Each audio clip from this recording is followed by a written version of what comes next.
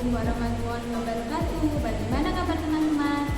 Di sini saya akan membuat video pembelajaran tentang prinsip-prinsip pengembangan kurikulum.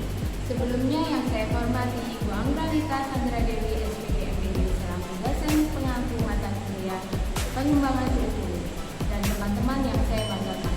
Sebelumnya perkenalkan, nama saya Desi Triana Merwati dengan NIM 1862065. Selamat menyaksikan. Secara gramatikal prinsip dari asas, dasar, keyakinan, dan pendukung. Pengembangan kurikulum adalah istilah yang komprehensif yang meliputi perencanaan, implementasi, dan evaluasi. Prinsip dalam pengembangan kurikulum adalah sebagai pedoman atau pedoman yang harus diadakan dalam kegiatan pengembangan kurikulum agar hasilnya bisa sesuai dengan pihak terkait. Macam-macam prinsip-prinsip pengembangan kurikulum ada 8. Yang pertama yaitu prinsip berorientasi pada tujuan atau kompetensi, yang kedua prinsip relevansi, yang ketiga prinsip efektivitas, yang keempat prinsip efisiensi, yang kelima prinsip kontinuitas, yang keenam prinsip fleksibilitas, yang ketujuh prinsip sinkronisasi, dan kedelapan prinsip demokrasi. Di sini saya akan menjelaskan macam-macam prinsip pengembangan kurikulum. Yang pertama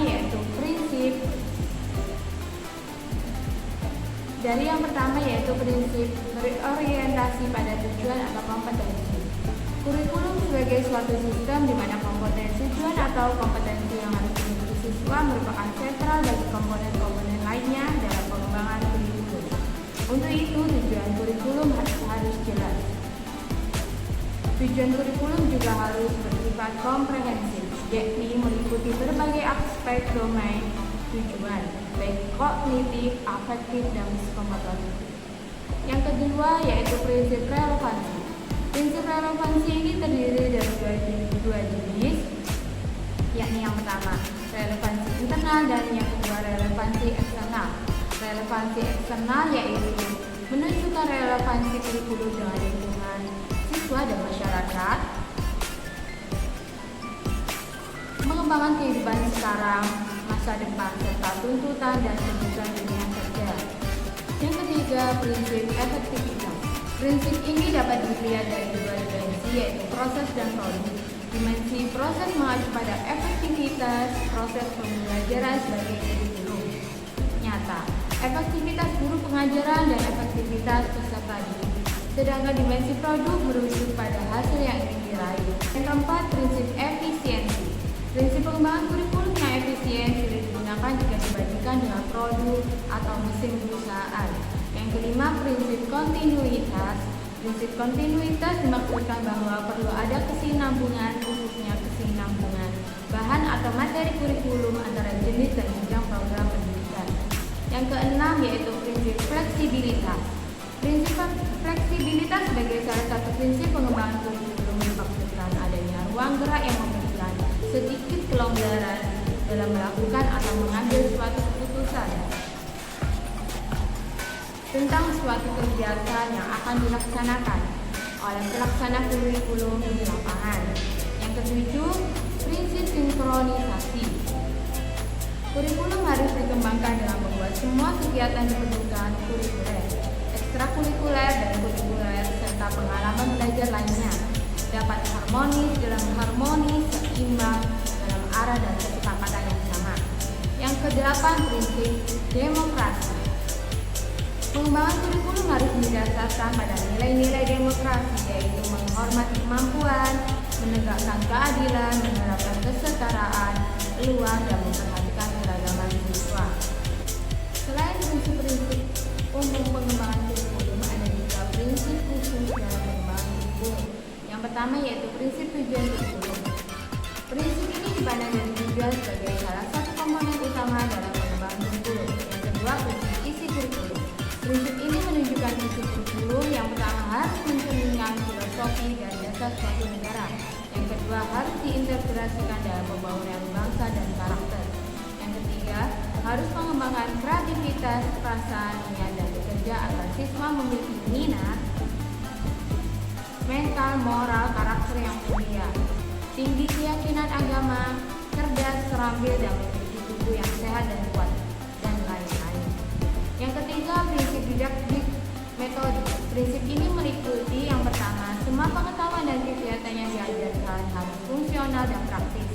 Yang kedua, pengetahuan dan kegiatan harus diselaraskan dengan tingkat pemahaman dan perkembangan siswa. Yang ketiga, guru harus bangun dan menemukan minat, perhatian, dan kemampuan siswa. Yang keempat, prinsip yang berkenaan dengan media dan sumber belajar. Prinsip ini menunjukkan kompatibilitas media dan sumber belajar dengan standar kompetensi dasar dan kompetensi, materi pelajaran, karakteristik, media pembelajaran, tingkat perkembangan siswa, tingkat kemampuan guru, praktis, ekonomi. Yang kelima, prinsip evaluasi. Prinsip-prinsip ini meliputi prinsip pendidikan, prinsip keseluruhan, prinsip kesinambungan, prinsip objektivitas, prinsip kerjasama, prinsip praktis, dan prinsip akuntabilitas. Selain itu, saya akan menjabarkan asal muasal selanjutnya guna menjadi suatu prinsip pengembangan kurikulum. Yang pertama yaitu data empiris, yakni merujuk pada pengalaman terdokumentasi dan terbukti efektif. Yang kedua, data eksperimen, yakni merujuk pada temuan-temuan hasil penelitian. Yang ketiga, cerita atau legenda yang hidup di masyarakat, merujuk pada adat istiadat yang hidup di masyarakat atau folklore of curriculum. Yang keempat, akal sehat atau common of sense, merujuk pada data yang diperoleh dari penelitian setelah melalui proses pertimbangan dan penilaian akal sehat.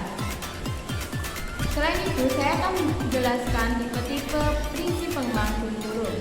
Tipe prinsip pengembangan kurikulum yaitu tipe validitas dan reliabilitas prinsip yang digunakan.